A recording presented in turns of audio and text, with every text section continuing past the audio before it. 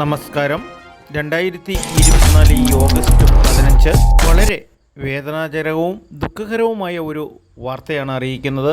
ബാംഗ്ലൂരിൽ ബൈക്കും ലോറിയും കൂട്ടിയിടിച്ചുണ്ടായ അപകടത്തിൽ ഇടുക്കി പഴയരിക്കണ്ടം സ്വദേശി ജിജോ ജോഷി വിട പറഞ്ഞിരിക്കുന്നു.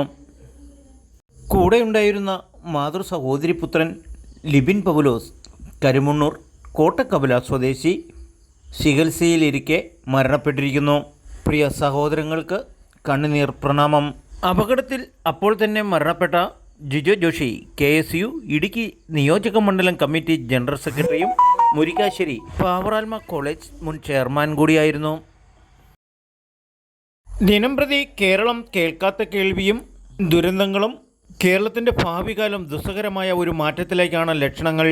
പ്രിയ സഹോദരങ്ങൾക്ക് കണ്ണുനീർ പ്രണാമം. നാട്ടുരാജ്യ ന്യൂസിൻ്റെ ആദരാഞ്ജലികൾ.